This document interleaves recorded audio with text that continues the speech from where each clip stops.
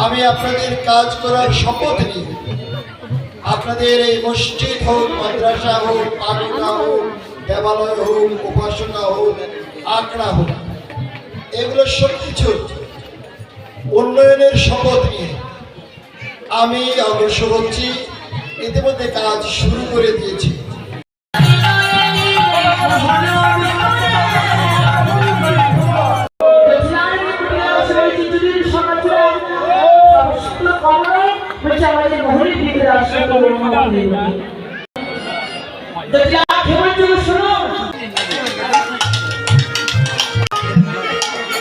আমাদের MP sir আমাদের উদ্দেশ্যে, আমাদের তো যাওয়ার কোনো জায়গা নেই, আমরা ওনার ছত্রতলে আছি, ওনার ছায়াতলে আছি, সারা জীবন ওনার কাছেই থাকবো।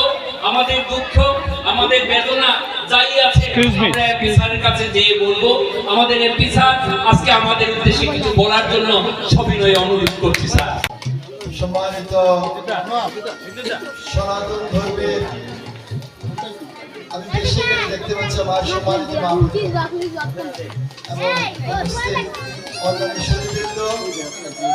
আসসালামু আলাইকুম, আদাব।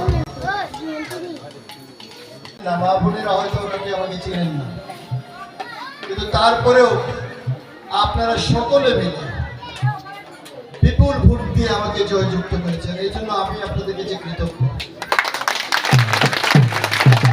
সবাই আমাকে কৃতজ্ঞতার বন্ধনে আবদ্ধ করেছেন। আপনাদের এই ভালোবাসা, আপনাদের এই কৃতজ্ঞতা আমি যেন সারা জীবন মনে রাখতে পারি, আমার জন্য সেটা আশীর্বাদ করবেন। আপনারা আমার জন্য দোয়া করবেন। আপনাদের সমস্ত কর্মকাণ্ডে যদি নিজেকে সম্পৃক্ত করতে পারি, তাইলে আমি নিজেকে ধন্য মনে করব। আপনাদের এই দেশে আপনাদের কিন্তু সবচেয়ে মূল্যবান সম্পদ, মূল্যবান ধন, খালি টাকা পয়সা ধন না, কিন্তু এই ভোট কিন্তু একটা প্রচন্ড শক্তি, একটা আমানত। সেই আমানত যদি সৎ পাত্রে দান করা হয়, তাহলে সেটা দুনিয়া এবং পরকালে এবং ইহকালে আপনার জন্য, সবার জন্য উপকারে আসবে। আমি আপনাদের কাজ করার শপথ নিই।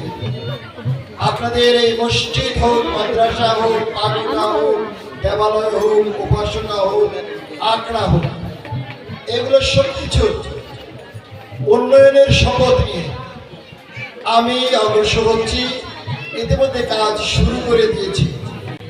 আপনারা হয়তো জানেন যে মন্দিরের যিনি পুরোহিত থাকবেন, মসজিদের যিনি ইমাম থাকবেন, গির্জার যিনি প্রধান থাকবেন, তাদের প্রথম অবস্থায় একটি করে সব কিছুতে আমরা অনুদান শুরু করে দিয়েছি। পর্যায়ক্রমে প্রতিটা মসজিদে, প্রতিটা মন্দিরে, প্রতিটা গির্জায় আমাদের সরকারের সেই অনুদান আসবে। একটা কথা ছিল যে সনাতন ধর্মের লোকেরা একদিকে যায়, একদিকে ভোট যায়। কালের পরিবর্তনে, যুগের পরিবর্তনে সেটা পরিবর্তন হচ্ছে এবং হয়ে যাচ্ছে। মানুষ চিন্তা করছে কার কাছে মানুষ, এই সনাতন ধর্মের লোকেরা সবচেয়ে বেশি নিরাপদ। যুগে যুগে আমরা সেটা প্রমাণ করেছি, আপনারা আমাদের কাছে নিরাপদ।